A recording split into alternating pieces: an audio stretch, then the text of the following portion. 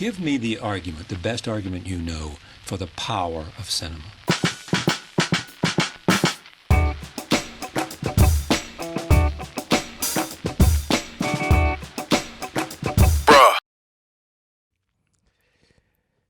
Are you ready Indeed. for some thunder? Thunder. I only did the first one. Isn't that so funny? Like the times when like you do something with someone, like you go along with it, and then you don't want to go for the second one. But the first time you do it, it's like you do it out of instinct, and then the second time is like, am I really gonna do it? No, I'm gonna ditch you in this one. I think I just get over it quick. Yeah. But it depends on the person too. But it's also like you have to be ready to get silly. True. But you have to be ready to stop being silly. Silly. Silly. Have you ever heard the song Get Silly? Like, get silly. Yeah. That was such a good song. His voice was pretty unique too, so. But I don't remember the dude's name anymore. Not that unique, I guess. We're looking good. Mm-hmm. All right. How should I go? Okay. Welcome everybody to Peliculas with the Bros. My name is Adrian. My name is Ivan. And we are brothers, Ivan. Mm-hmm. So it stands to reason that I'm gonna say sup, bro. Sup, bro? That's an inner joke. You guys wouldn't get it why we're smirking like this. Yeah. Unless we add the bonus cut. But that's for Patreon. The Snyder cut. The Snyder cut. That should be what it's called every time. Like any bonus. Like, oh, we're gonna. But we have to call it the We're gonna Frosty release cut. now, because we're the movie. But then we're just giving them rep. We're giving them ego. I think it's like we're using his name to boost our. Like we kind of do it with the. It's a parody. That too. I guess. And you know what's another parody? What? Spaceballs. Wow. Brought it all around. Remember the great Spongebob SquarePants episode? Mm-hmm. Bring it around. Mm-hmm. Bring it around town. Mm-hmm. And then you do this, and then you do that. This. Why was is SpongeBob the greatest cartoon ever? I'd say. Like literally. Is it the great? great? Hey. Okay. Yeah. Sorry. Top 5? But like only the good seasons? I think it's fair. You can't do that. Okay, I think you can. What? Say like a certain section is the best. But then you can do that and knock out SpongeBob. I think it's not fair when it's like any show and it's the first like 3 seasons, 4, 5, 6 bad, and then 7's good, 8's bad. When you cut it up like that, it's bad. Gotcha. But I think SpongeBob is okay because the first 3 are like directed by 3 or 4 are like directed by like the OG guy. Uh-huh. So it's like in its own thing. So you're talking about the dynasty run. Yes. Like a dynasty is a consecutive run of championships. Mm-hmm. So if we're talking about consecutive years of being good, Mm-hmm. SpongeBob is in there. What's Mm-hmm. another one off the top? Could Flintstones be in there or Scooby-Doo? Like you need one of those classics to be in there. I haven't watched enough of them to say like that's the one. But I don't know like what their impact is to animation. Animation, I don't know, but they were Flintstones was like the first cartoon on primetime. What does that mean? Like Cartoon Network? Like at 7 p.m. on Oh. ABC. That's pretty big. Like Yeah. imagine SpongeBob on like 7 p.m. ABC. Like their prime slot. But it's kind of like a weird legacy. Like it's not really The primetime thing? just like its legacy is that, and not that it's incredibly well made or well acted or well drawn or it has like nothing to do with what it actually did. Well, it was funny at the time, obviously, too, and it was Yeah, but like I'm saying that legacy there. good. Yeah, but then you could say that about anything. No. Okay. So SpongeBob, I'll throw in. Probably like a mature show. Like something that Steven Universe. I'd say Adventure Time more. Adventure Time has to be in there. Yeah. I think that was like the start of adult kid shows. I would see What? Go ahead. Be wrong. teenager kid shows, like 20s. But I think any age can watch that. Yeah. Which is what I mean by like adult kid. 'Kay. So like kid to adult or adult to kid. Yeah. One more before we switch subjects. We need some like We need something from the 70s or 80s. Hanna-Barbera type of shows. Which one's from there? I just don't like Scooby Doo, so I think it's my bias. You're too young. Yeah. I'm too wise. There's like those Johnny Quests. That's like older, isn't it? It's Scooby Doo adjacent time era. I think I'll go Jetsons. by default Scooby Doo because it's still around. Scooby Doo's pretty good. The Impact. I think I would have to go Scooby Doo as well. Well, that's that. Thank you for tuning in. Just kidding. Where were we going? Mel. But we said Spaceballs because Spoof. parody. Parody. And then from parody we went to. You did a SpongeBob quote and then you said. Okay. Thank you for reminding me. Because it really matters. You know? It really matters on this important podcast. You asked. Guys, let me just be straight. Peliculas with the Bros is a podcast where me and my brother Ivan talk about movies that we love, movies that we like, movies that we are into. Currently, we're doing a miniseries on the filmography of Mel Brooks. Last week, we did the film High Anxiety. No. What was it after? The history. History of the World Part 1. And today, Ivan, we do the 1987 film by Mel Brooks, which is Spaceballs. Spaceballs. Ooh. Oh, we got an audience? We got a live audience? Ivan, the movie came out in 1987. Yeah. Let's talk about the films of 1987. This movie made $38 million in the box office, but that didn't come close to the top 10. The top 10 goes as this. The Witches of Eastwick. Have you heard of that? Sounds familiar. Lethal Weapon. Of course. Stakeout. Nope. The Secret of My Success. Nope. The Untouchables. Yep. Okay, so here we go. Top 5. Moonstruck. Nope. I want to see that movie. I heard it's good. 4. Good Morning Vietnam. Yep. I think we've done this top 10 before in a previous episode. Because now I'm starting to remember this. Beverly Hills Cop 2. Yep. Fatal Attraction. Yep. And at number 1, you would never guess this movie. 3 Men and a Baby. Harry Potter. Close.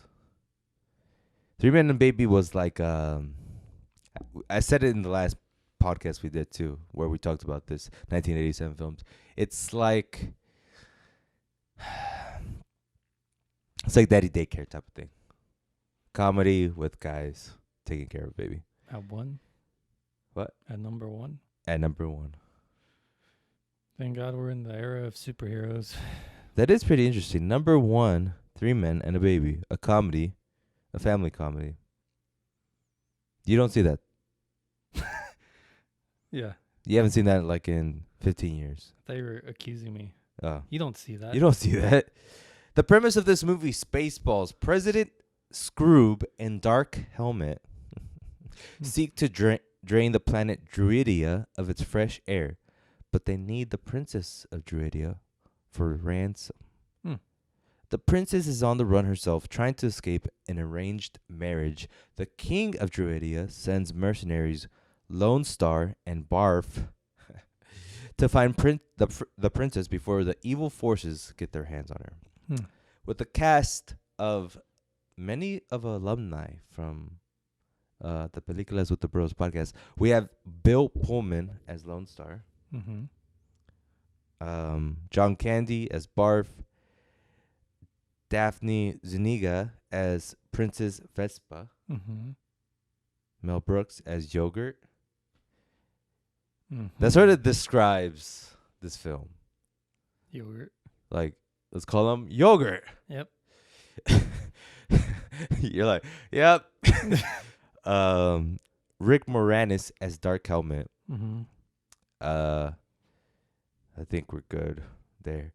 Joan Rivers plays the voice of Dot Matrix. Didn't even realize.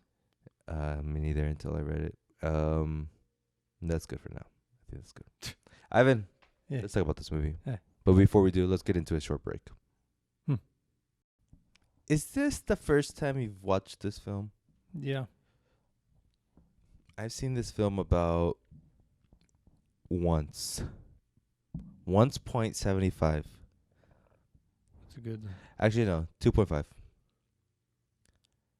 Because I watched it once for the first time all the way through last week. And then I watched it 0.5 times throughout my life in reruns. I get you. I never knew that Mel Brooks directed this movie until I saw that we were going to do this filmography. And I was like, oh, he made that movie. I did not know that. Same. Going into it, Ivan, what did you feel like you were going to get from this movie, Spaceballs? A parody, first and foremost. I thought it'd be a little smarter. Ooh.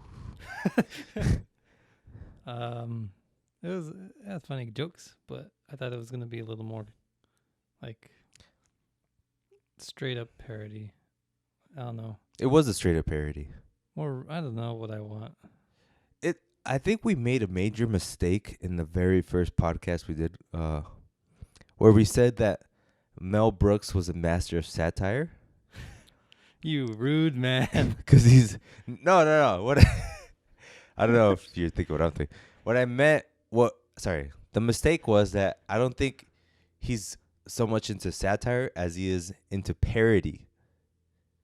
Okay. So I guess what I'm saying is, like, we were under the assumption that his movies were satires. Okay. But they're more so parodies. I understand. That's right? In the beginning, we said he was like a satire guy. What was the first movie?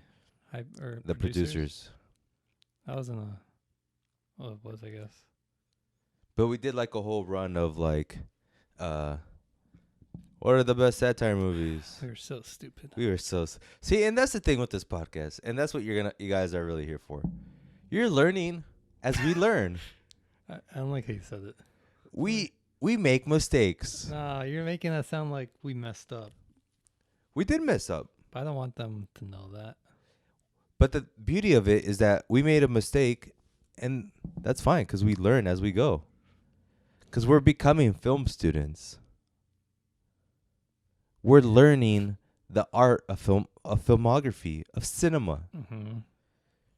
And what better way to learn with two bozos? Bozo 1, Bozo 2. Anyways, yeah. So you don't really know what you're expecting? A satire. You were expecting a satire. Yeah, like. So that's so satires are not as comedy based, but they're more like a commentary on. Like, yes. Look at this Star Wars idiot over here. Right. This was more like, we're Star Wars. Yeah. That's exactly what it's like. It's funny because I know exactly what you mean, but no one else does. They'll know. They'll know. You guys better know. I was expecting something funnier, and I don't know. I guess I was expecting something funnier for sure. Mm-hmm. As you were watching it, Mm-hmm. what were you thinking? Not much. Were you enjoying the ride? Were you like, oh, this is I fun? was kind of losing it, just mentally Yeah. in general. I liked it, but I just expected more satire, I guess, but some funny moments. But overall, I was like, come on, Yeah. let's do this. Yeah. Because it was a little too dumb. Yeah. A little too like, all right, let's not. That is a thing with parodies that I find that like they're either hilarious, though. Like I think there's only two ways that it will go. You pull off a parody joke and it's hilarious, or you do the joke and it's so stupid. It's like the epic movies. Yes. Like they're all parodies, right? Yeah. And and it gives you that little taste of like, this isn't right. Yeah. It's so cringe. Yeah. So like, cringe. There's funny moments in all of them, but it's like watching like a fake Captain Jack Sparrow do like some fart joke or whatever. Yeah. That's probably what they did. It's like, all right, let's not. What is it about? What's that feeling? That it just feels like you feel wrong for watching it. I think it's because we want like the original thing, and they're saying they are the original thing, but it's not the original thing. So our brains are like, no, give me what I want, like subconsciously, sort of. Right. Like, what's a legitimate satire? Parody? No, satire. Satire. Because satires are, I think, always okay.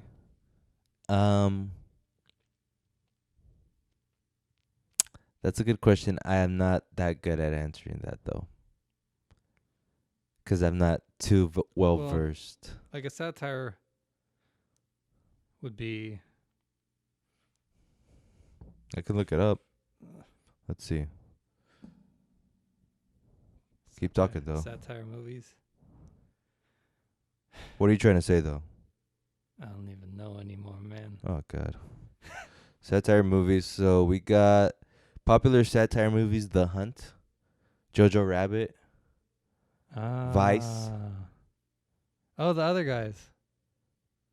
The Other Guys. That was satire. 22 Jump Street. There we go. Is that satire? There we go. Yeah, because it's not a parody. They're not. Yeah. Because they're like kind of satirizing the weirdness of going to high school. As an adult. But they're also satirizing like those kind of teen movies. Yeah. Right? Yeah. So I think I know the difference. It's like we're satirizing something. Mm-hmm. We're like what a satire is like commenting on a particular like trope. But it's also its own thing. Right. It's not copying directly. Yeah. Where a parody is like a direct copy, but they're trying to make fun of it too. Yeah. You think that's a good definition ish? I would say direct copy, but a close copy. Because there's like a lot of copies, but they're not direct. Oh, I think I was kind of translating direct into exact. Birdman is a satire. Wow, we are stupid. Guys, if you really want to know a lot about Birdman, just watch the previous Peliculas with the Bros episode. It's in our back catalog. Check it out. But yes, Birdman is a satire on what though? Superhero genre. The superhero genre. We are so stupid. Is it making fun of the superhero genre? Making fun in a different way, like commenting on the aspects of it that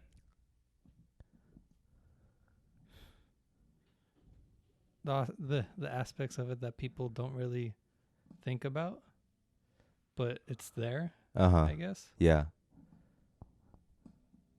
Like there's layers, right? Yeah. Like I'm trying to think of a specific scene from Birdman that's like, all right. I think at one point they're like, oh, I could sell out and do like a superhero movie or something like that. But Yeah. not that obvious. But that's kind of like a little satire there. I think it also is satirizing the plight of a man losing it. The Boys, isn't that kind of like satire? It is.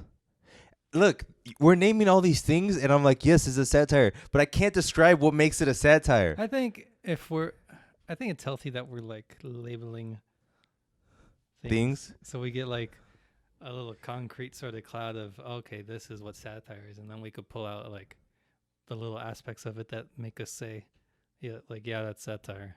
Like for The Boys, it's like the reality of having superheroes in our world would be they'd be like super corporate, crazy people. And that's like the reality that isn't shown in Marvel movies. Like they're all shown as like level-headed, cool Captain America, but in reality, Captain America would, I don't know, probably be a white supremacist or something, right? Especially if he was born in like the 50s. Wait, but I don't think that's what makes it a satire. What? I think that's just like a version of the story that they're telling. But I think what makes it a satire is that like people in this universe, in the Boys universe, people still love superheroes, and they're making fun of it by making the superheroes morally ambiguous. Because like what Marvel doesn't do is make it more morally ambiguous. They're doing it now. They're doing it now. I don't even think they're morally ambiguous. These are bad people. Well, not all. But yeah, the superhero group is pretty much bad. Okay. Anchorman. On what? Like news anchors? Yeah. Yeah. We need to find that definition, and that we'll pass the test. Probably just like a Google search. I know. What's satire? All right. I just don't want to. I know I'm gonna read it out. I can read it out loud right now, but it still wouldn't. So we're like dissecting it. This is a live. Yes. Anatomy Surgery. dissection. Well, this is more of a parody. This is definitely a parody. Yeah, this is a parody. But you know what's I think the best parody movie ever? I might be completely wrong, but it's top 5 at least. Scary Movie. Because, and I don't know why, when it did its corniness, it worked. Like the wazza part. I don't think it would work well today. Do you? Like, I haven't seen it totally. I haven't seen it recently. So maybe it does. But do you think it would hold up if it, like a modernized version of that? No. I think it needs to be smarter. That's the thing with parodies too, like, and I think that's the issue we have with this movie, is that they don't last too long. Like the impact of its laughs are, not only is comedy a hard thing to make it last, for a laugh to last decades, for it to be funny decades, but I think a parody is even a smaller window because you're tackling a specific thing. Yeah. I think the audiences nowadays need a little more intellect. Oh, definitely. Sorry, that came out wrong. They need a more intellectual movie, or do a movie that does a parody in a different way. A satire, perhaps. Maybe. Maybe. Maybe. It's funny, the other day I was trying my British accent, and it just came out country. It's a sad story, Adrian. It is. I did enjoy watching it in a sense because it's like you're sort of watching uh you're watching like a spoof on the greatest franchise of all time and the first legitimate spoof, Yeah. and that's pretty iconic in itself. I'm thinking of like we had a Marvel version today, like the Revengers or something. Yeah. And it's like this parody, like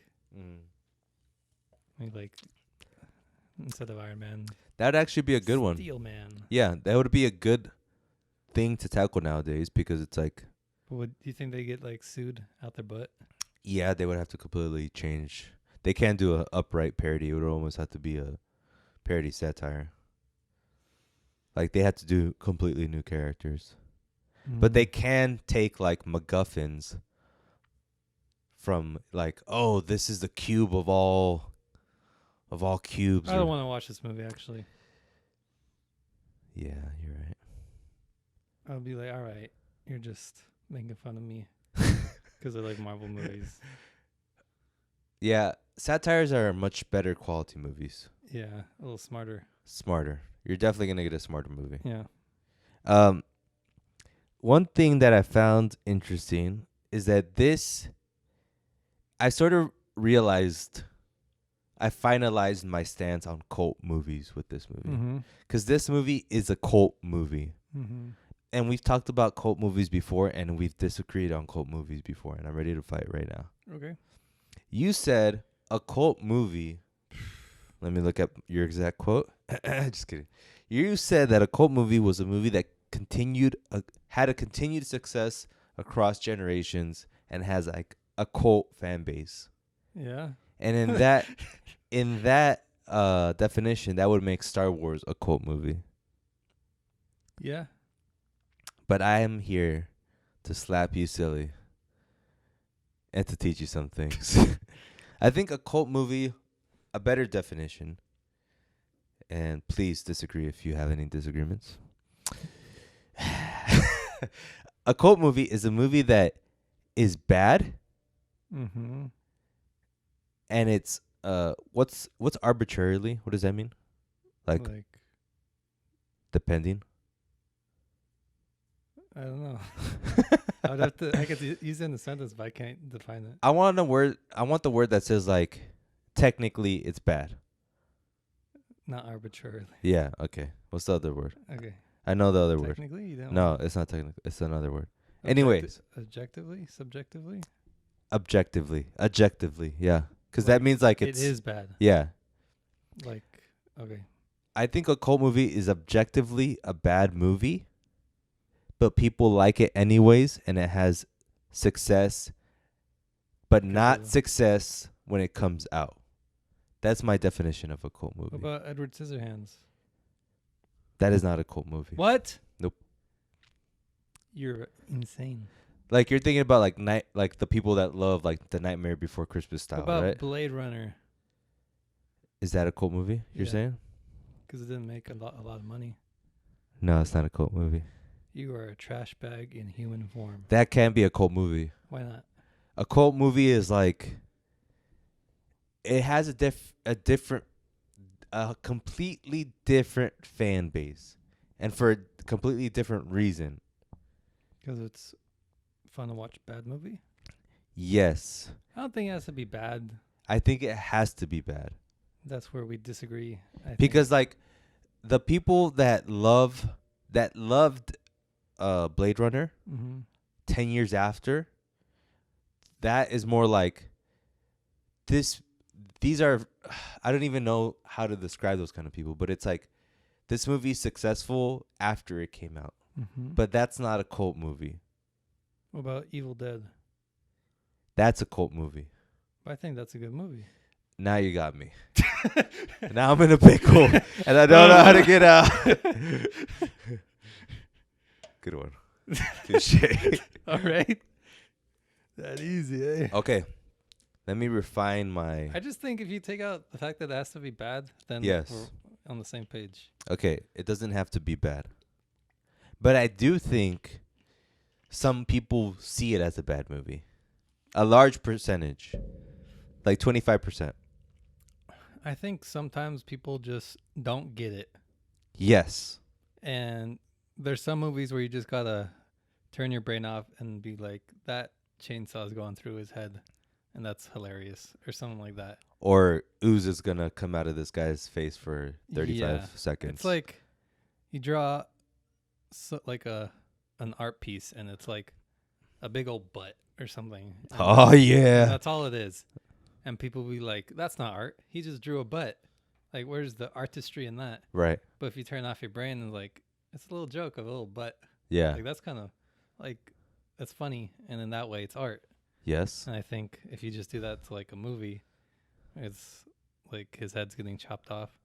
Like, there's no political commentary or something crazy. Right. But it's just a little artistic head chop off. I think another thing that can make some movies are made cult movies because of how they're marketed. Like, I don't have a specific example, but I can imagine them be like, let's watch this movie. It's like this. And their trailer's like, it looks like Star Wars. But then they go watch it and it's more like Blade Runner. mm-hmm. And then, so the reviews are like, oh, this one sort of sucks. But then 5 years later, people are like, oh, you know that one movie? It's actually pretty good. And that's how cult movies happen. Like just bad marketing. yeah. Like people think it's this. And when it's not that, people get mad. Mm-hmm. 5 years later, they watch it. They're like, oh, it's actually good because it's not like that They at don't all. have like the trailers poisoning their mind. So they just take it as is. Correct. I can see that. You know what's a cult album? Views. How? We'll be right back after this. Okay, so under the new definition of our cult movie, which is a movie that doesn't have success initially, Mm-hmm. then reaches a level of success, whatever that is, Okay. and is considered a bad movie by a good percentage of people. Did we agree on that? Why are you bringing back bad? Okay, so no, that's out. What's the best cult movie ever? Or what's your favorite cult movie ever? I don't know. I'm not a sheep. I don't have a Are you an Evil Dead stan? no. Okay. I honestly probably will never watch that movie again. Are cult movies? Like Napoleon Dynamite, maybe. Yeah. Nacho Libre. Is there even a cult for that though? We exist. We exist. What are you guys called? Nachitos. Oh man. I mean, I think there's like trends of like people not talking about a movie forever, and maybe in like a year it'll go viral in some way, and then Jack Black's gonna be like, "Why is everyone watching this again?" All right. Like, because like TikTok or like whatever next social media finds it. Yeah. Like I it'll could see probably that. happen. And I'll Yep. be like, "I was the first Nachito." Yep. That's just how it is. That happens a lot with music right now, but I don't see it happening with movies. Well, like people finding it again. Yeah, like people find old songs and they make it a meme, but they don't do that to movies really. Is it because of the copyright? It happens because I've seen it on like people watch a movie and it kind of trends a little bit on TikTok, Uh-huh. and then because it's on Netflix, and then they see it on TikTok and then they watch it on Netflix, and then it gets kind of big there, and it's like number 1 on Netflix or whatever. Gotcha. So it's like a different type of trending. Gotcha. Yeah, that's a good one. Nacho Libre and Napoleon Dynamite are good ones. I was gonna say, are people who are cult movie like fans, are they usually followers? Yeah. Yeah. I don't agree with that. Yeah. I know you don't. I think You're a follower. I think it's like it strikes it's like it people who are cult that was weird, right? People who are cult movie fans Uh-huh. of a particular movie, it's because it plucked a heartstring. I think it depends how culty you are to it. Yeah. Because if you're like, I think like me, and you're a cult fan of Nacho Libre, but I'm not like Nacho Libre posters everywhere or anything. I just like, oh, that's a really good movie, and I think that's like the healthy part. But if you're like, I love Spaceballs, I have Spaceballs posters everywhere, and it's like 50 years ago that happened. Like, come on, don't make your whole personality this one movie.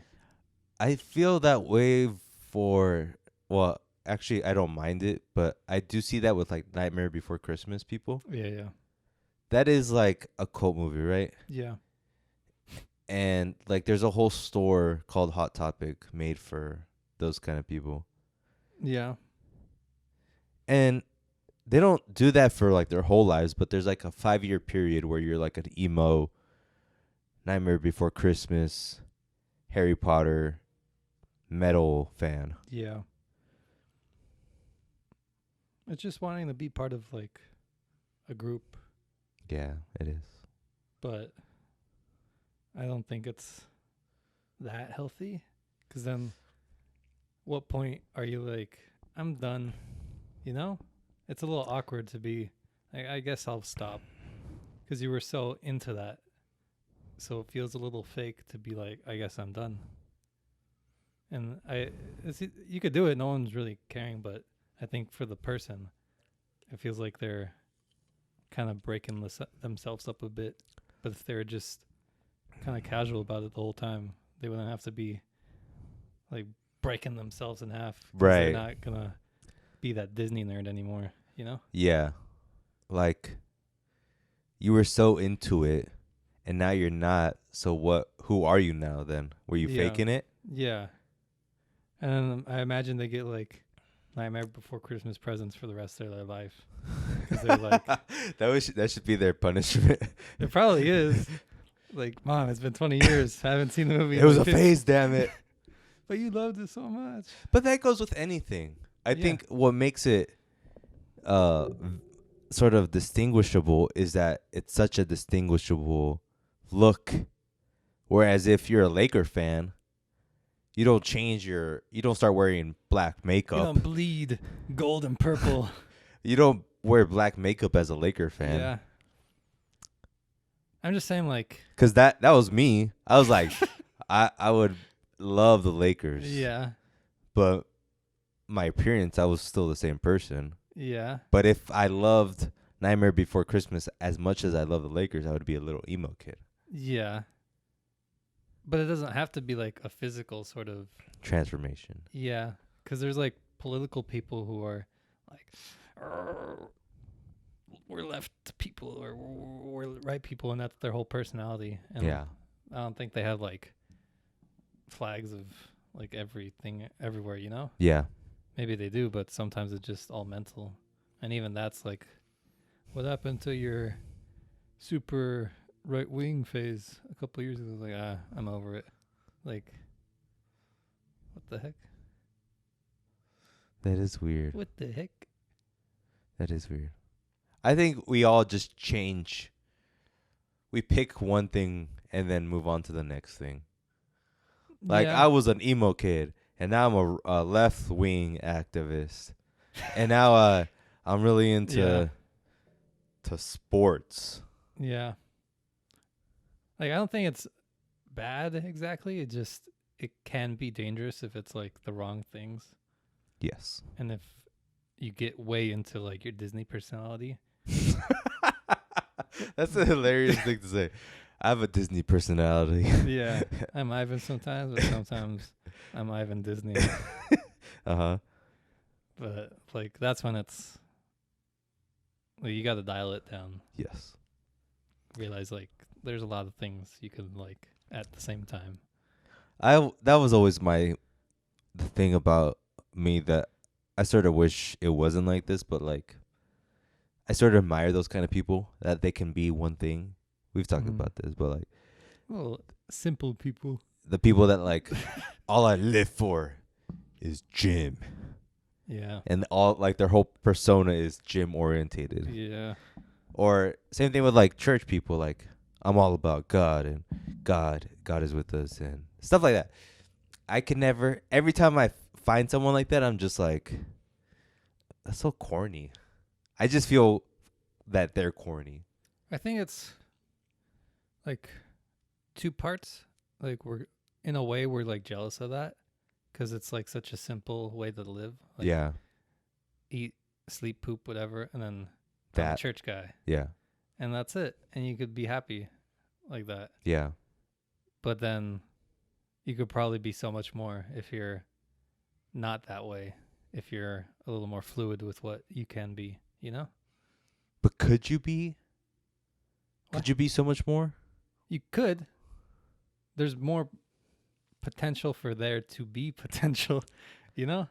Yeah, But if you're always like stuck in that church, eat, sleep, poop, like that's your life forever. yeah, But if you give yourself the opportunity to be like, I'd do the music, or I could poop on the street or whatever. yeah. Then You have multiple streams. yeah, it's like you give yourself a chance to be more. True. Not you will be more. Yeah, because it goes back to like being a master of one weapon versus a novice at 1,000 weapons. Mm-hmm. It's up to you to not do 1,000, but do 20 weapons. Yeah.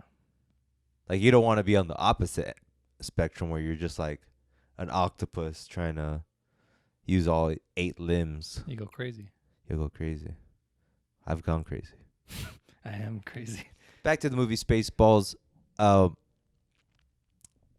We said this is a parody on the film Star Wars.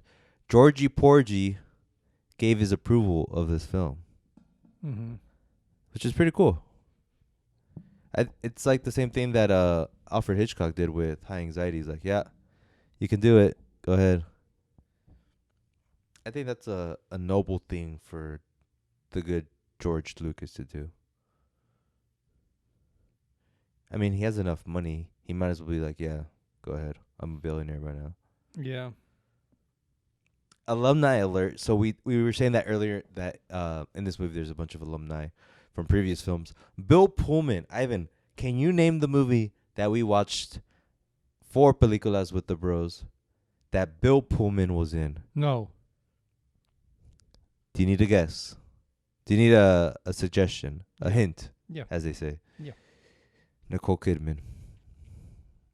Eyes wide shut. There's another Nicole Kidman movie we watched. Do you need one more hint? Yeah. Sorkin.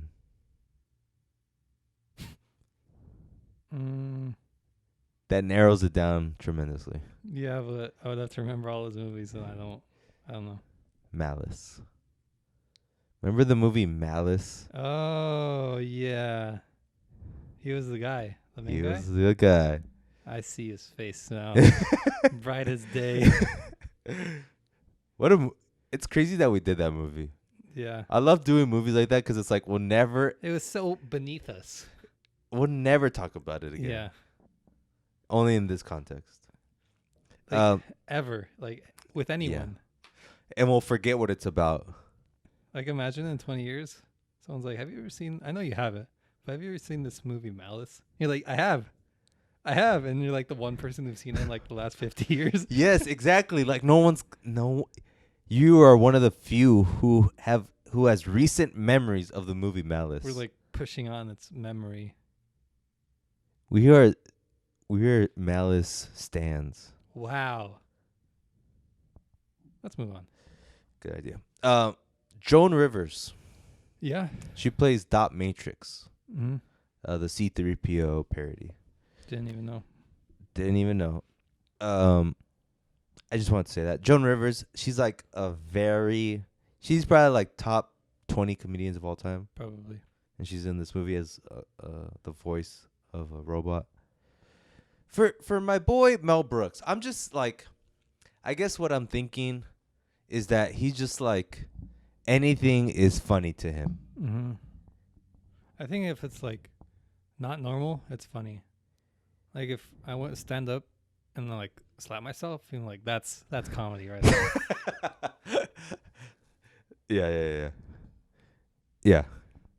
But there has to be some level of like, Reeling it in. yeah, Yeah. he's too just like, let's put this in there Yeah. and call it a day.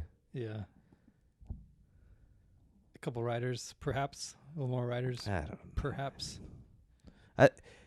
Given this movie comes out in 1987, his first film came out like in 1968 or I don't know when we were talking about the producers, I think it 1969. was. Almost 20 years later, he's still in the game. At this point, he's like 70 years old. I think Producers was a better comedy. Yeah, 100%. Wow. Producers was really good.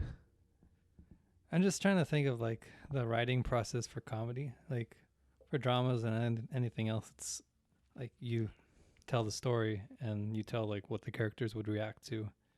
But for comedy, like how do you make it funny? How do you do like The Social Network, but make like the lines come off more comedic? Is like with a punchline or something in there, not with like da da da da, and that's how the cookie crumbled. Not like that. But more like the other guys where it's straight up funny dialogue. Like how do you do that? It just has to be ridiculous, but not ridiculous where it's like corny, and that's the fine line. It's tough. That's tough. Yeah. It's tough. What do you think? So to me it's funny that Gene Wilder was such a force in the first couple of movies with Mel Brooks. Mm-hmm. And then after Young Frankenstein, they never worked together again. And my thinking goes to like, what the hell? Like, you guys made classic movies. You guys were sort of like a match made in heaven. Yeah. Where are you, Gene? Or what's going on? Like, is there relationship issues or money talks or what? After you work with somebody and you know they're like a good fit, like no matter what, they would probably be first in line for whatever I'm going to do next. Mm-hmm. And like vice versa. Because if we have like that synergy, it would probably be smartest to keep that going. Yes. Like working with a brand new person, you have to figure out if they're good. So maybe they had like some sort of falling out, or maybe he was like a little bitter about something, like, oh, you didn't do this one part. He must never want to work with me again. But another thing is like when you work with someone that you've already worked with, you sort of, it's too common. It's a routine. You want to probably break out of your shell, which I understand that, and I understand that Mel can make or Gene can make movies with other people. Mm-hmm. But why not come back to the well? Yeah. Ever. Yeah. That's what I mean. Right? Like, you should at least once if you guys are good and you guys do good work. And I think it would have bolstered both of their careers a little bit more. Yes. Which, it's a shame it didn't happen. We'll go to categories right after this, but let me just say one quote that I have from Mel Brooks himself. Writing is... Wait, what is this? Okay, I'm just going to read it. Writing is, there is nothing and then there is something. So it's almost godlike. It's really creating. Once there is a script, there's something there to be cast. There's something there to be designed. There's something there to hire a cameraman to film. But it can't equal the power of making something from nothing. And this is Mel saying, to me, writing over directing any day. Where I feel like Mel is someone who's like, if I would have to compare him to someone, I think we should just compare him to Kanye and just say like, he's a Kanye where he's like he can take a bunch of input in and probably squeeze it down to something good. Yeah. But I feel like he wasn't taking too much input into for like movies like this, Spaceballs, or like the latter films that we've watched. I think he has to force himself. Like, just in general, everyone has to force themselves to work with people. Uh-huh. Because I don't think anyone can stay, like, humble, I guess. Like if you're writing something, you won't... Like, if you're making, like, a piece of music and you're listening to it over and over again, you're gonna, like, love it or hate it. Yeah. Like, no matter what. Yeah. So you would need someone else to tell you, like, that sounds not that good there. Or, like, that lyric's good, but you could add this. Yep. Or whatever. Collaboration. Yeah. But if you're always... Maybe he was on his own, but if he's doing these things where he kind of thinks anything's funny, then it's going to be hard to, like, whittle it down to, like, another Blazing Saddles sort of thing. I also think how working with maybe younger writers. I looked at some of the writers he worked with. I think it was 2 other writers. I didn't jot them down, but they were like his age. And I think at that point it goes back to like you might be a little bit too comfortable. Mm-hmm. You need to push yourself and work maybe with like a 20-year-old and see like their ideas, and that would definitely bring some newness to this movie. Yep. But who are we to judge? This movie's a cult classic. People loved it. They're stupid. There it is. We'll be right back with the categories for Spaceballs. All right, it's time for the section on categories for Spaceballs. Let's give out some awards. This award is called the Moment Award. This is for the best scene in the movie. Ivan, I thought the extended shot of the spaceship at the very beginning was one of the best scenes. Because there's so the movie opens up with a wide shot of a spaceship just traveling through space, right? Little Space Odyssey reference, perhaps? I don't think it was. Okay. And it was just going across the screen, and the camera was just like watching it move. Mm-hmm. And it's very reminiscent to like in Star Wars when you just see the big destroyer just moving, right? Mm-hmm. But what made this hilarious is that the ship was extremely long, and without any words, the camera was just following it for like almost 2 minutes. Did you notice that? And I was like, dude, when is this gonna end? But I thought that was pretty, like those, and that's like a very simple thing. Uh-huh. No words. I think something more of that quality. And that's satire. That is a satire. So it has a little satire flex Yes. across, but just mostly parody. But then what sort of killed it was at the very end, which is this goes back to our point. The very end, at the back, on the back of the spaceship, it says, "Will not break for anyone" or something. And I was like, that's not funny. How dare you? How dare you? That's racist. No, but I didn't think it was funny. Yeah. And it was corny. It's like he saw the shot and said, like, I need a joke there. Yeah. Whatever. Like, what's something funny? Like, oh, a bumper plate. Like, will not stop for anyone. That's something. Right. That's like a slap in the face or whatever. Right. But it doesn't work for me. Yeah. I get you. Oh man, Mel, come on, what's going on? Another good scene. I like when they use the VHS cassette of the movie Spaceballs within the movie. They broke the proverbial fourth wall to find the princess. That was pretty smart. It got me a little confused. I was like the brain was hurting with that one. Yeah. When they got to present time. Yeah. They're having like that conversation. Yes. It's like, what are they gonna do next? But that's pretty like it's not a parody. It's like funny. Yeah. It's a neat idea. Yeah. Maybe not hilarious, but it was still something new I haven't really seen. Yeah. What did throw me off though was like they had all the VHS cassettes of all Mel Brooks movies, and I saw all the ones we saw, But there was one.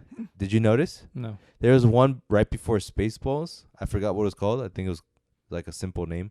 I was like, did Mel make? Am I watching the right? Am I watching the right film?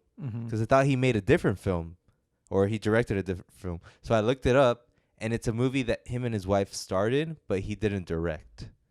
Starred? Yeah, Oh. they were the starring, Okay. their lead roles, and I was like, oh, that's weird. Yeah. And it's the only other film he's ever starred in. He's proud of his work, I guess. Weird. It turned me off. The crew trying to escape the ship when Barf, Lone Star, Princess Druidia, and Dot Matrix are trying to escape the ship, and they're running around. And then shout out to John Candy, grabs the tubes, and they shoot at him, and they go through. Classic. Of course he'll do that. Yeah. And then they go through the gate or the closing doors, and the bad guys think they caught him, but it's actually their stunt doubles. I didn't expect that. Yeah, me neither. Like, I feel like a lot of the things were already done in this movie, or like redone by future movies. Yeah. This one's the one I was like, what? That caught me off guard. That was funny. That's the good one. And lastly, which I don't know if it's the best moment. It sort of like felt weird watching it. The Alien Oh, yeah. ripoff. I was like, what the? Basically a direct copy Yeah. of the Alien scene where Insanely direct copy. where John Hurt gets his stomach blown out by an alien. And I was like, I'm glad that they put one of my favorite movies of all time in this little short segment. It was fun to watch because like it's not even. I guess it's a parody, but it's so exact. Where it's like, it's the same scene again. Yeah. But it was just funny. Like I guess they just did it. And what was weird is that like, did they even need that scene? No. Like it was such a random thing. Yeah, maybe he just wanted to try it. Like I want to see how they did it. Let me get a body and blow up that. And then the alien doing a little dance at the end. That was like another thing where I'm like, dude, Should have just cut. should have just cut. And then the song was like a super old timey song. Yeah. Was it like "Hello, my darling"? Dun, dun, dun, dun, dun, dun, dun, dun, dun. I was like, dude, why, Mel? Come on. You're getting a little old, thinking everything's funny. We've talked about how he loves to use. This isn't in my best moments, but how Mel loves his music. He loves writing his music. I thought we were gonna get away with a movie where he doesn't bust out into a dance, but there is a scene at the very end when they're escaping the ship, where they go like hip hop, sort of.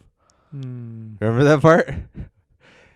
And they come out with this like weird theme song, like "It's Spaceballs." Yeah, I hate those kind of songs. You know, like those cheesy '80s songs.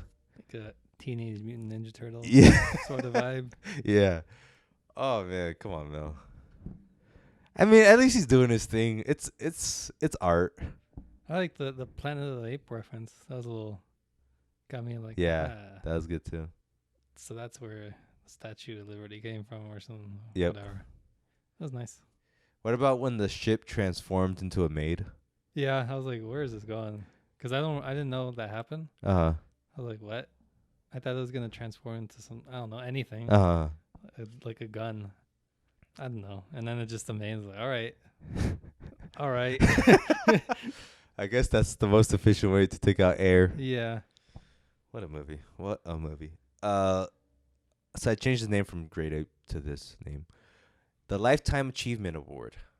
So that's a little depressing. They're done, huh? Well, we can revise it. Lifetime Achievement Award. It goes to the actor, actress, director who at this point of their career has reached the pinnacle of their aforementioned career. Mel Brooks. No. Yes, that's a no. Bill Pullman. Yeah. Is this the pinnacle of his career? It's what everyone knows him by from. Independence Day. Independence Day, But that's a good one. I only know that because I looked it up. I know. His movies. I thought you wouldn't know that, but you have that. Yep. But I usually would not know that. But I think it's this. What would you do if you're him and that's your fact that that's your greatest piece of work? I think a true actor would not care. They would just be happy they're acting and they have money. Yeah, I Unless- agree. If he's in it for the glory, then I don't think he should have been an actor, you know? Yeah, I agree. Like, I'm sure he wanted to be like the next Leo or whatever. But There only can be one Leo in this world, and that's Leo. and that's Leo, baby. Have you ever seen League of Their Own? You should watch that. He's in that. MVP. This award goes to the person who won this movie, who was the best in this movie. I got one. Is it John Candy? No. Okay. John Candy was disappointing in this movie. Yeah. I think like anybody could have played him. Yeah. Like that character. I wanted so much more from him, Yeah. knowing him and his style. I have nobody. Rick Moranis as Dark Helmet. You're right. You're right. He's the most committed. Yeah. He has the funniest parts if like we're going just by that. Yeah. And he needs some recognition in his life. Like he's been in a lot of movies that he's sort of been like the stereotypical guy, Yeah. the nerdy guy. But he always comes to play and he does it well. Do you think he can act in today's climate? Why? 'Cause Why he's couldn't a he? little goofy actor. Like in all his movies, he's a little like old goofy dad, and he kind of plays the same character. Like Ghostbusters, like they're all Rick Moranis. Honey, I Shrunk the Kids. They're all like the same person, maybe like dialed up or dialed down. I think we need a Rick Moranis nowadays. But you think he can play like a revenant type of role? That would be a parody. That'd be funny. Well, I would want him to just bring back this guy, like just an Honey- old version of this nerd. And I Shrunk the Kids. yeah, part 10. Honey, I Shrunk the Grandkids. More like Hey, now. No, but he should be in more shows and just be like an older nerdy guy. yeah, And I would watch that. yeah. I still want him to act, but I'm saying like Where is Rick Moranis? What's his last thing? What do you think? I think he's retired. You think he's retired?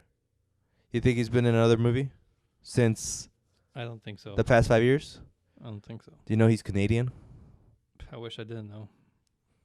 Guess how tall he is? Oh my, 5'5", 5'6". Guess how old he is? 70. Close, 68. Isn't that crazy? How is this man 68? Hold on. Time. Looking at his filmography. He was in the Flintstones. I just watched that the other day. I'm afraid to say it, but I loved it. Oh my god. He hasn't been in a movie since 2006. Oh, wait. Guess what's coming straight to video on demand? What? Shrunk. What? Like a sequel? Prequel? It's a sequel, baby. Sequel? He's reprising his role. Who's making this? Where is it going? Netflix.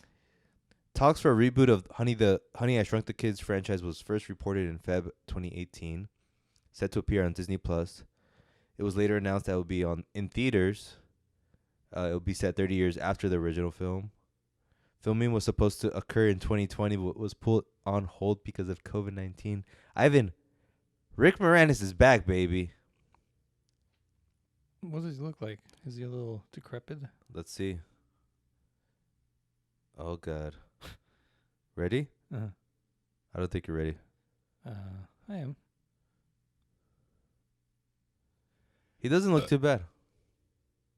Nah, he looks like a normal dude. Doesn't even look 70. This is him right next to a handsome man. Yeah, he can act. I'll allow it. Okay. Rick Moranis, you have your stands right here. Yeah. Scene Stealer.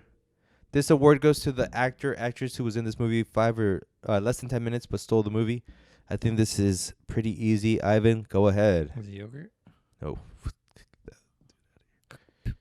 I don't know. John Hurt. Oh yeah, that's kind of cheating. It's literally not cheating. It's kind of cheating. I was trying to think of like somewhat integral characters. Well, that's your mistake. John Hurt for his alien redo in this movie. A couple other things. Did you know the category where we talk about random things about this movie? Did you know, Ivan? Yeah. Tesla Motors love Spaceballs. So much so that they use the naming of like the light speed, ridiculous speed, ludicrous speed, and plain speed in their own cars. Okay. Do you like that? I don't care. Like culture in your car. I don't care. Like what if your car had like I've never Migo mode? Like ooh, nah, I hit Drizzy mode. Drizzy mode. Drizzy. Lover boy. Just like plays like Certified Lover Boy. No. Okay, I got it. There's like 4 toggles, right? Uh-huh. There's the lover boy mode. There's like the Hype. Huh? Hype? No, like give me different albums that have different vibes. So we have Lover if Boy. you're reading this too late. If you're reading this, it's too late. Okay. I was thinking more like different artists too. Oh, I'm thinking like this is the Drizzy knob. Like, ooh, what vibe do I want? Views vibe? Yes, exactly. But different artists. And I was thinking like with Certified Lover Boy, like the lights would change, right? Yeah. I was The thinking smell of the car would change. That'd be a weird to implement. Well, he has his own candle smell now. Ooh, a More Life one would be like a little fruity. Imagine. Yeah, I have it. Oh. All right. Whoever wants to do that, you know who to hit up. Adrian and Ivan, your mode boys. Drizzy mode. Drizzy mode. Along with Caddyshack, Beetlejuice, and Big, this movie is notable for containing fuck in a movie rated PG. Oh, wow. Okay. That's weird, right? It's like, why would you use that word and I be don't PG? even remember it. I thought I remembered it, but I forgot now. Mel Brooks wanted Tom Cruise or Tom Hanks for the role of Lone Star. God dang. Tom Cruise would have been weird, but I think it would have been amazing to have like such a top name actor be like in a parody of like a top movie genre or series. I mean, that alone would have been funny. It would have been beautiful to have that in our culture. But instead we get Bill Pullman. I'm sorry, Bill. I'm kidding. You know there's levels to this game. Yeah. Joan Rivers uses her signature "Can we talk" phrase in this movie. Does that make sense, what I just said? Like, she has a catchphrase? Yeah. Okay. And it's hilarious to me that is true because we didn't even notice. And that's something that comes along with time. Like how, like we don't know anything about Joan Rivers, basically. And how much things we can miss if we're just watching a movie willy-nilly like this. Like, people back then must have been like, She said it. And that's how they know it was Joan Rivers. But we're like, who's Joan Rivers? Like, oh, that's Joan Rivers. Oh, she's in the movie. We didn't even know. Crazy, huh? Legacy. There's been talks about sequels for years and years. It's yet to be made. I think it's time. Like a satire. I don't think they can make it now. Because Disney owns it. Isn't there laws like if it's a parody, you could do whatever you want? I think that is a law. I don't know how it works. I think get like who's left? Netflix. They would love to do that. They would. That's actually a perfect spot for them. Yeah, and then they have all the lawyers. But would you want Mel to direct it?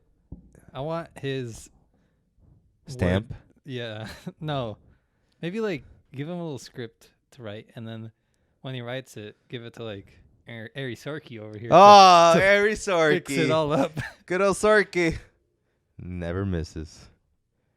I don't think you really even need Mel Brooks too much. No, I don't think you should have him. He should be there on set, telling jokes, telling stories. Give him like a part. Obviously, give him port. Give him yogurt again. Yogurt's back. So stupid. And you could just like mocap his face. He doesn't even have to like show up. Yep. Give it like in his house. Yeah. That'd be funny. He could be laying down. He'd be dead. I would take it back. Take it back. No, Ivan. it was worth it. Take it back. I will not. Take it back. I take it back. Only spiritually. Ivan, let's rank this movie. Give it a cheeky 7.2. Damn, bro. You did not just do that. Yeah. Okay. I give this movie a 7. Coward. So you have silent film 6.5. Hold. Silent movie 6.5. History of the World 6.8. 12 Chairs 7. Spaceballs 7.2. Mm-hmm. High Anxiety 7.5. Young Frankenstein 7.8. The Producers 7.8. Blazing Saddles 9. Such a perfect list. Like I keep getting worried it's not gonna work out. Uh-huh. Like I'm gonna get something wrong. Massively wrong. But it's like this is exactly what I think. Do you think this is going to be our lowest average for directors? Yeah. But what a high. Like I know we don't have the same high, but That's true. he has some high points, which is it's hard. Like just to have that one sometimes, you know? Very true. I have History of the World 6.5, 12 Chairs 6.8, Silent Movie 7, Spaceballs 7, High Anxiety 8. I love High Anxiety. Every time I read High Anxiety 8, I get goosebumps. The Producers, I don't know why, right? The Producers 8.2, Young Frankenstein 8.6, Blazing Saddles 8.6. I know you want to spit on my grades, but I will. it is what it is. Well, that's it for Spaceballs, but now it's time for a section we'd like to call Things and such. and that will come right after the break. Having a Frostio. Huh. I said your last name. You did. What's going on? Absolutely nothing. Anything interesting you watched?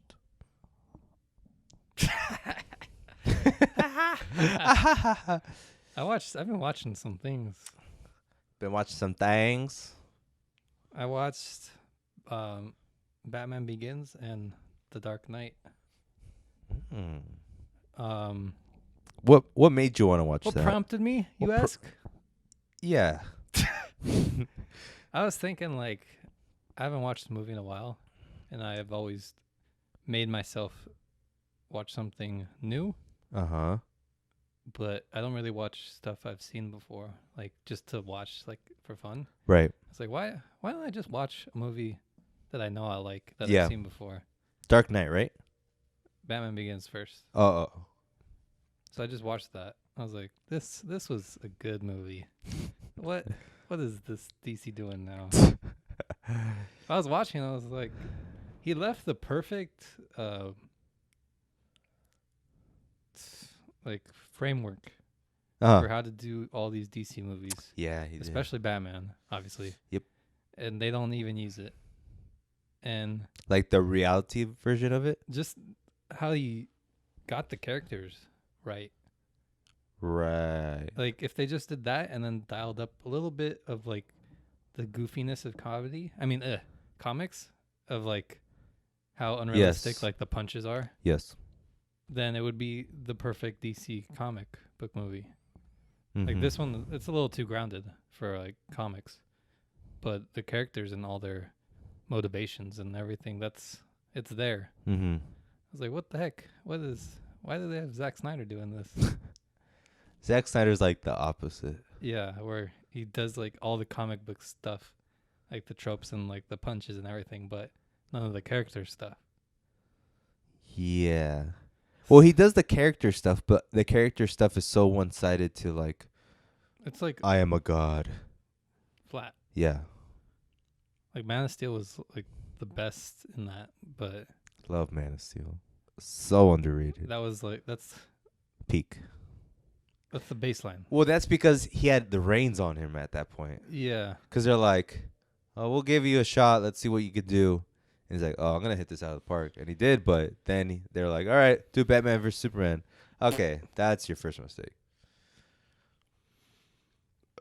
So it just basically gave you, I was a little mad yeah, that they don't just do that. right. Because, like, they copied Iron Man for all those years. Like, and Iron Man's still the blueprint. This is what Dark Knight should have been, the blueprint. Yep. But they're like, everyone doesn't want to see this again, so let's do something else. I think they listen to the fans too much or something. Mm-hmm. Because they should have just copied it. Yeah. Like, worst case scenario, you copied good movies, and then you're just releasing good movies over and over again. They're just not a well-run company. Yeah, maybe it'll change now, but whatever. What else have you watched? I watched Pirates 2 and 3 Oof. because I want a little cinematic in my life. Hey now. I wanted to see Davy Jones. Preach, brother. I wanted to see the flying Dutchman. I want to see Captain Jack Sparrow. The good guys. Yeah. That's it. They were good movies. I just wanted to see them because it's like super good CGI, and Yeah. I like seeing like his tendrils like move about.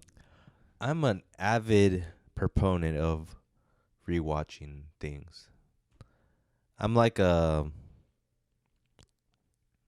it soul food? Mm-hmm. Like that's like my soul food.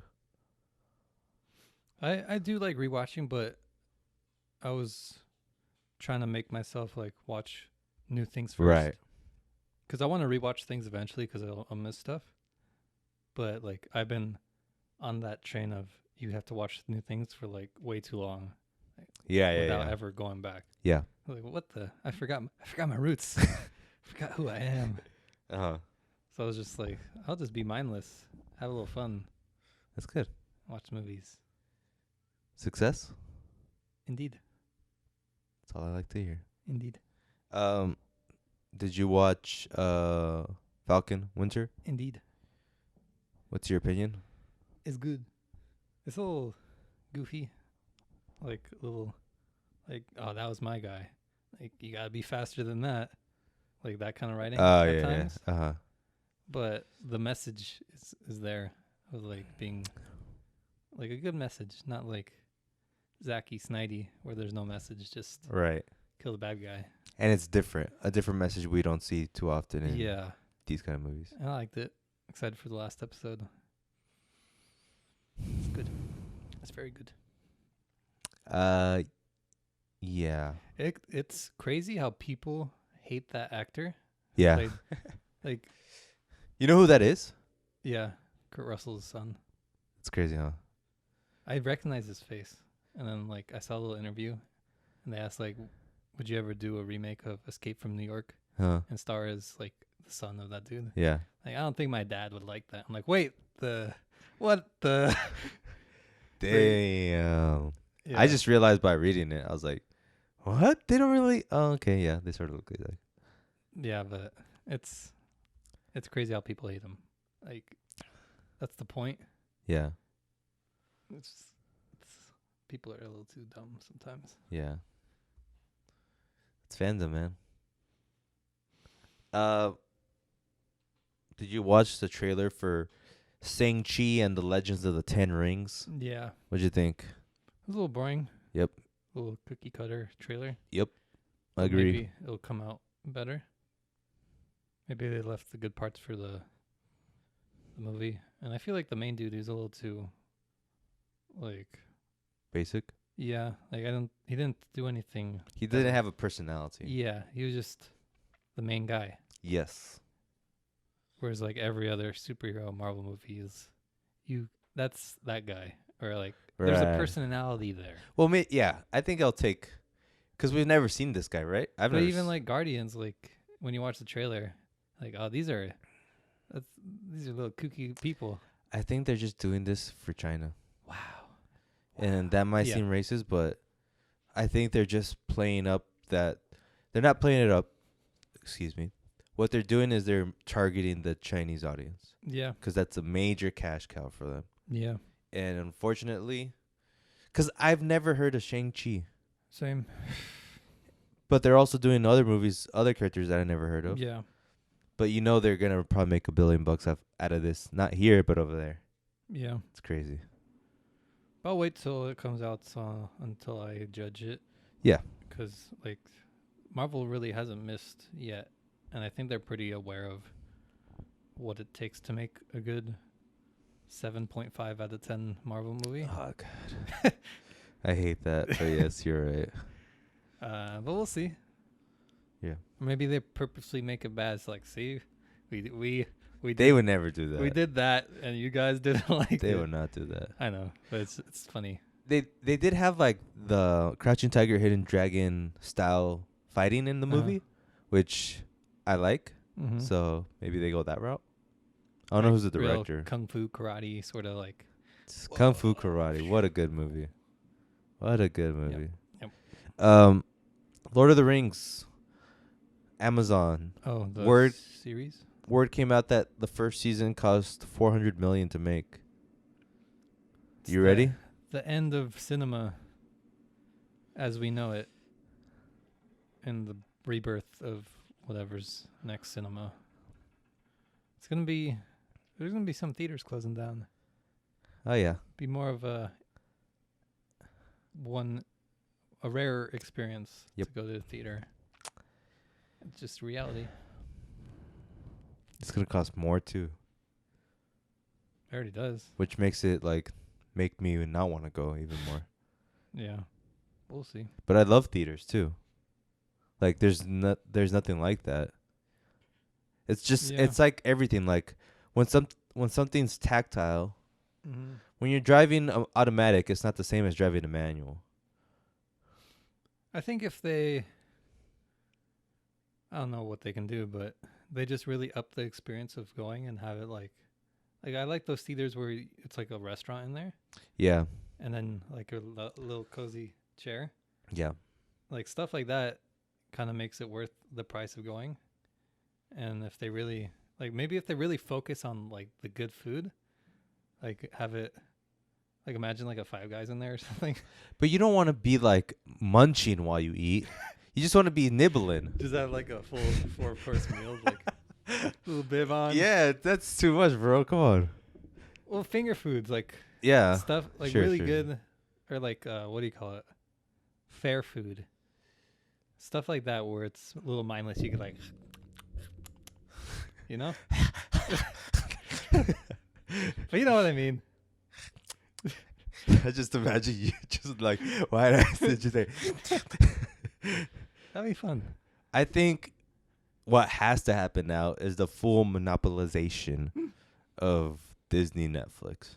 And they need to swoop in and buy them, add that to their membership payment, and that's how they survive nowadays. With the amount of movie theaters there are at a price that's affordable. And they can. And they probably they could give movies for free and then make money on like upkeep from the food and whatever. Yeah. And merchandise. That's it. Dude. That's it. Because like Disney's like, this is the Disney theater. You have your Disney subscription that now costs $30 a month, right? Okay, fine, because I get to go watch movies. You go watch a movie, you take your kid, guess what? Star Wars plushie, $50. Let's go. And it's more like a mini it's like an amusement park. Yeah.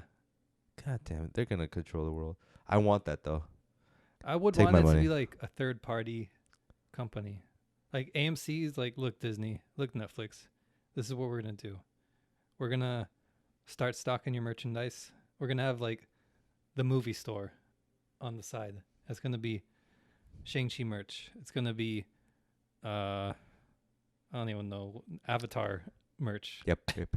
Just different studios merch. And they sell that there. And they give them the money. Well, I'm trying to see how they win. Maybe the food? Who wins? The third party, the AMC. Yeah. I just don't think it would make... I think Disney would be like, why don't I just buy you? It's such an evil thing. That's a good idea and all. I just had this... Why did I just buy you, bitch? Just slaps him in the face. I just imagine like AMC guys like, listen here. And he just gets slapped on the ground. Just like, shut up. This is gory. Yes. This is why we're brothers. It's gory. What is the truth? And then HBO's like, takes another theater. I just think if they buy all the theaters, there's gonna be like monopoly issues, and then That's definitely the biggest issue. if there's like a third party saying like, look, all theaters are now gonna be AMC, just because I can't think of a name, and then everyone's gonna just start selling their merch there. There's food, all the food profits go to whatever, and it could be like Guardians Soup of the Day or something like that. Like green slime soup. Yeah, and then Take it. I'll take that. give that money to the theater too.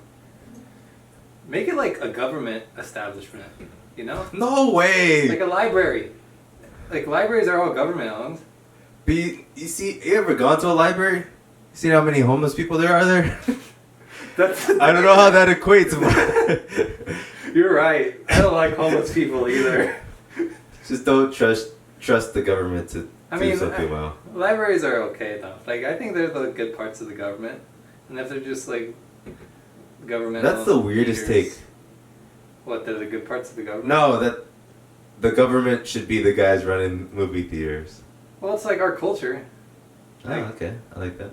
They're in charge of making sure our culture stays up. Okay. And Well, the government never had a part of culture. There's a separate establishment that should, like the Bureau of... culture. Yeah. Wow, that's $1 billion idea right there. No, stop. I know what you mean though. If they don't want to run into monopoly issues, then AMC needs to be, or X company needs to be there. Yeah.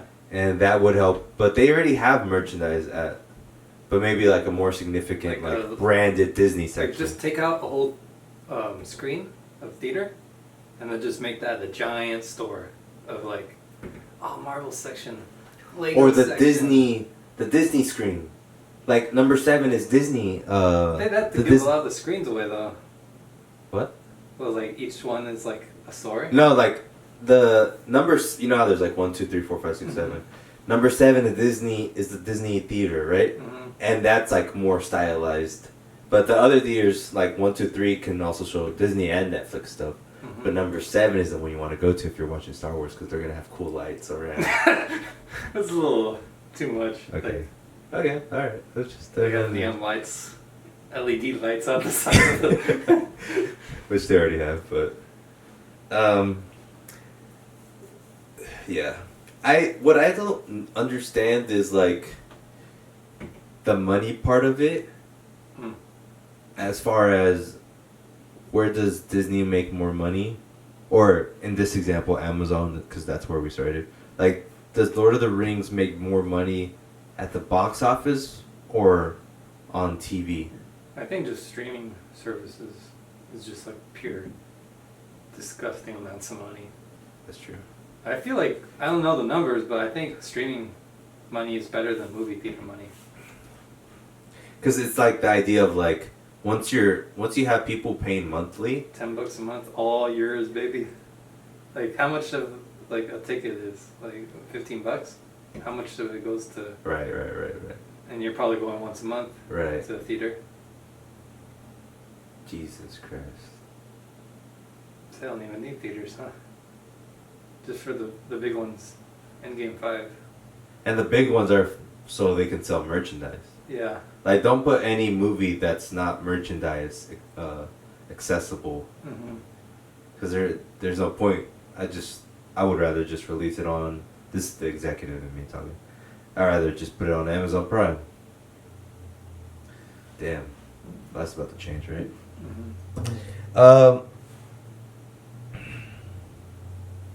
Speaking of a lot of money, I don't really get, and I don't really care too much, but I sort of do. Sony just announced that they did a contract with Netflix and Disney. I think they're like licensing out their movies to them, and it's like worth $2 billion each. Mm-hmm. It's so much money. Sony is like probably annoying Disney so much. Yeah. Because they have like the prize pig. Yeah. They're like, just give it to us. Stop going to everyone else. It must be like one of the big things they regret. But it's sort of like they were just the smart ones to jump on Spider-Man franchise. Hilarious. It's weird how Spider-Man is so big. It's just one guy. Like, what is it? Is it just that he's like a kid just like me? Yeah. A relatable. He's kid? so marketable. A New York, yeah, white 15-year-old kid. Money. Smells like money to me. That's a swine if I ever seen one. It's just interesting. They're making so much money, basically. Yeah. Let's talk about some music. Yeah. Michael Jackson? No. Slime Language 2 came out. Oh, yeah. Young Thug's label, YSL, released a compilation album called Slime Language 2. Seems like a hit. Yeah! Yo! Hold on one second. You can talk if you want to the beautiful people out there. I don't wanna. They scare me. Yes! No! That's comedy. That is comedy, actually. Excuse me. Sign Language 2. YSL. Young Thug. Comes out. What do you think? Another album. One of those. Like, okay.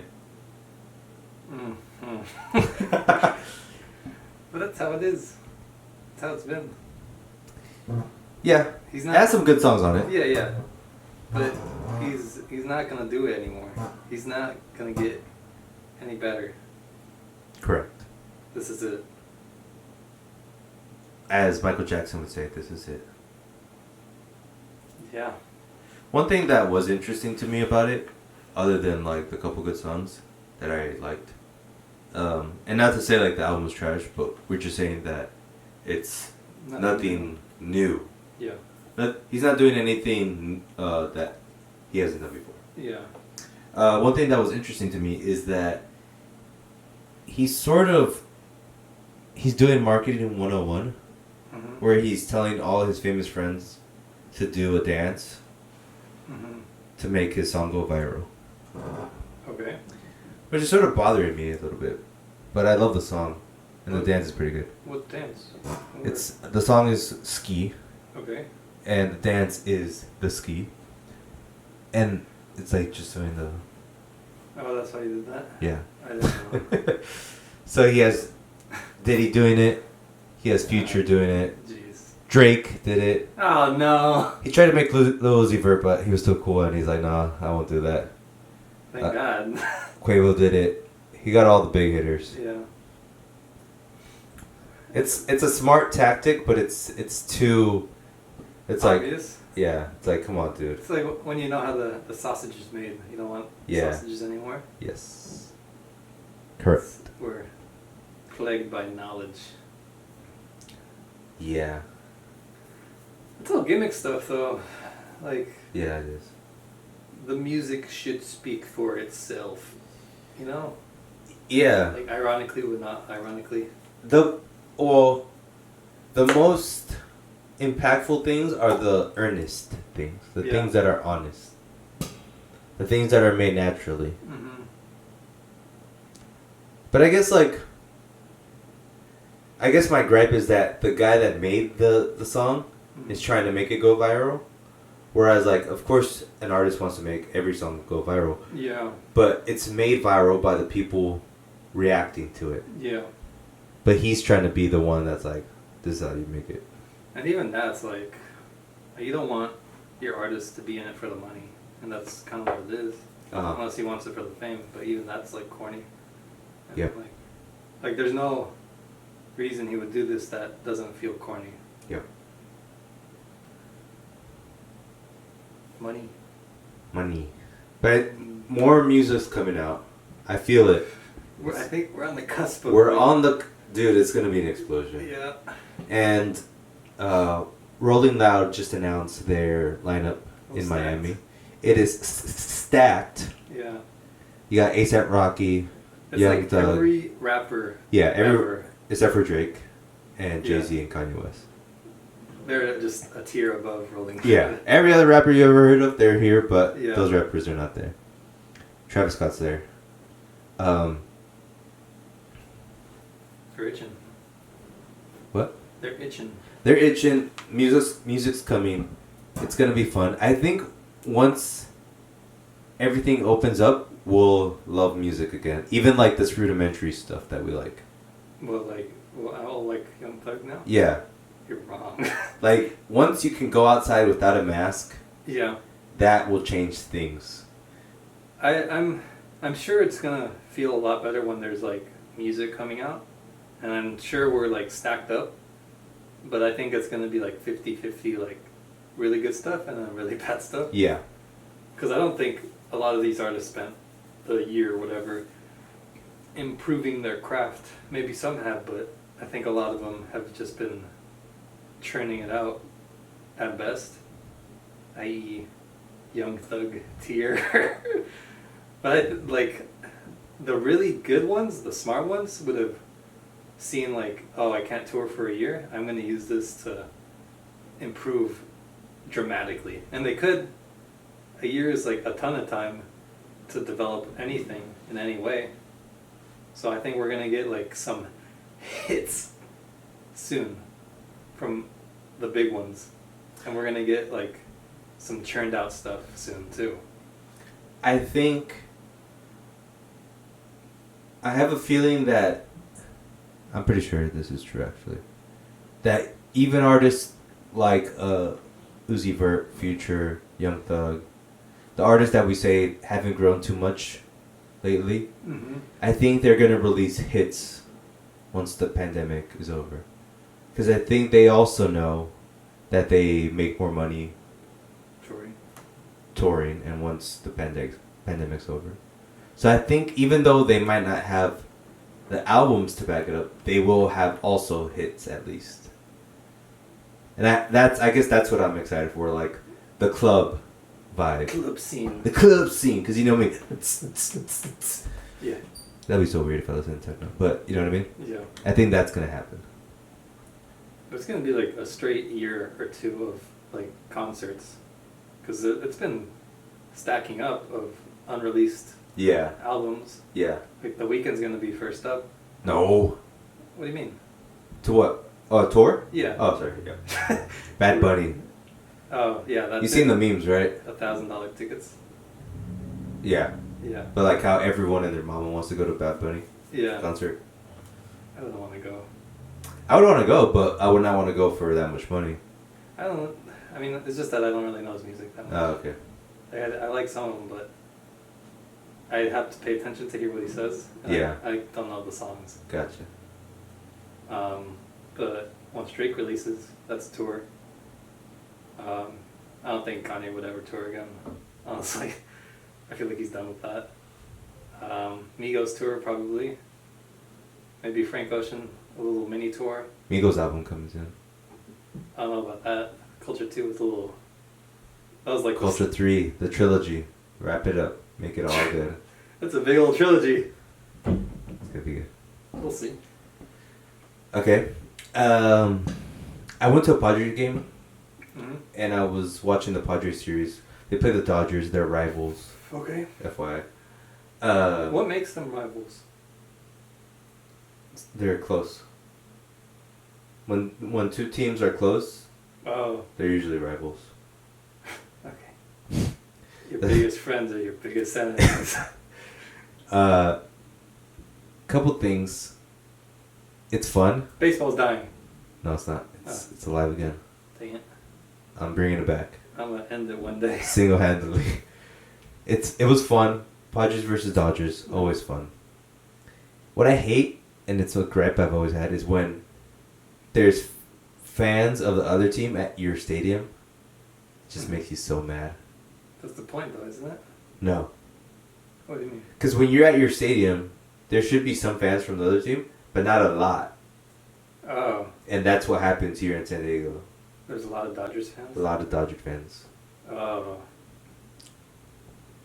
And it's like a pet peeve that I have when you live somewhere and you go for another team. I hate that. Oh, like you would hate me if I was a Dodgers fan? I wouldn't hate you, but I would hate you, yeah. Yeah, I know what you mean.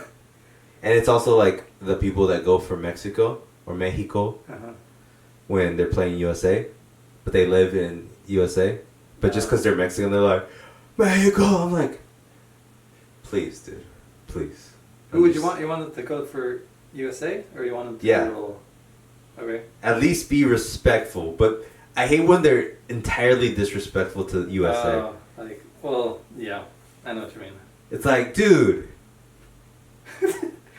I get you're Mexican. Yeah. I get you love your country. Yeah. But you're in USA now. You're in Trump land now. Get 'em, boys! Just kidding. But something like that. Yeah. The same thing goes for the Padres and Dodgers. I hate seeing Dodger fans. Just infuriating. But it's fun to go watch a team when your team's good. You know? Never felt that. It's so good. It's so good. Are they good now? They're good. They're not doing too good. They're not doing as good as expected. Mm-hmm. But you have a major league team in your city. I see. It's like, give them your attention. Okay. May I? Baseball hot take. I just don't like the biggest thing. I don't like a lot of things about baseball or sports in general, but I don't like what it brings out of people sometimes. And it's not everyone. Yeah. I know it's like the bad apples or whatever. Yeah.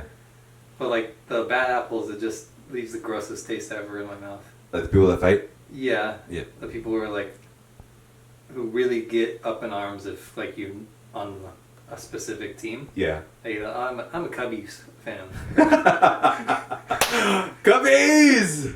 I want to be a Cubbies fan just to say, Cubbies! I love me the Cubbies, you know? How the Cubbies doing? The Cubbies won today. What, are they called the Cubs or The Cubs. Okay. But Cubbies Cubbies? is Yeah. But like you tell someone you're like, I'm a Cubby, and they're like, you know, they're actually the worst team in this area, and they have the lowest point, and it's like, what the heck? I'm not here for math, you know? I just like watching the sport. Yeah. And that's fine.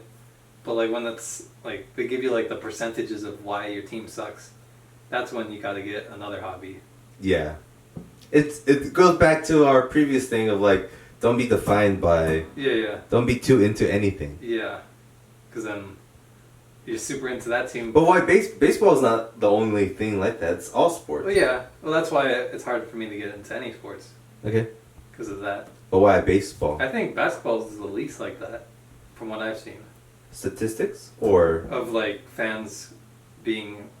Passionate? Violently passionate. Yeah.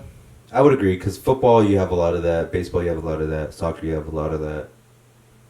Basketball, you have it, but not to that. I don't really hear that. Yeah, you're right. Like, obviously there's people who are like, you know, the points, percentages. Yeah. But I don't see like people slapping another fan across the face for basketball, you know?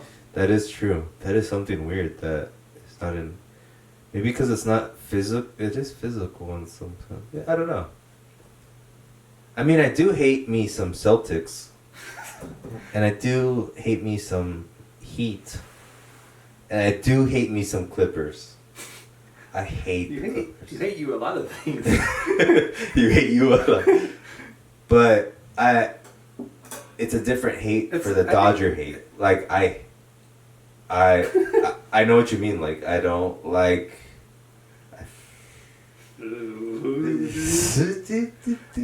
there's like a healthy sort of hate, if you can call it hate, dislike or whatever, Yes. of like the opposite team. Yes. Because that's just like team culture. Like that's just humanity being. Yeah. Like, you want to be a little group guy and you want to be better than another team. It's Mother Nature. Yeah, you can't fight that, and that I'm okay with that to like an extent, because it's natural, Right. But when you're dying over your team, like Yeah. you don't even play on the team. You bought a ticket. Yeah. You nerd. There was one guy. There was a lot of people, but there's a Padre fans yelling at these Dodger fans, Mm-hmm. and it was so corny because like what we can't say is like that we're better than you technically because they won championships. Yeah. And the guy had We're better than you. No, you're right. He had a jersey with the badge of their championship. Mhm. The Dodger guy did, and the guy was yelling. The Padre fan was yelling at the Dodger guy, and the Dodger guy's like, and I was like, oh god, like, did you do something to earn that? I did. You see this? Mm-hmm. All me. Which is like, it's a good rebuttal, but it doesn't make any. It's not really logical. Yeah. Because like, yeah, you're pointing at that, but you didn't do anything to deserve it. And it's extremely corny, if you really think about it. And I get you. But there's the side that I just want you to be like, I'm a Padre fan. I live in San Diego. That's what I want for you. If we had like a basketball team, I would probably do that. I know. But I just don't like baseball at all. What would you do if the Clippers? I'd be a Clippy. I'd be a Clippy, bro. 100%. Oh, I would be so torn.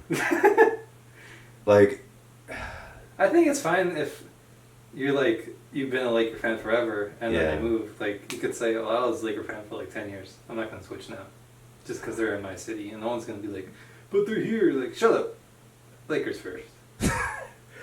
Shut up, bitch. All right, that was another amazing episode of Peliculas with the Bros. We talked about Mel Brooks. We talked about Dodgers sucking, San Diego on top.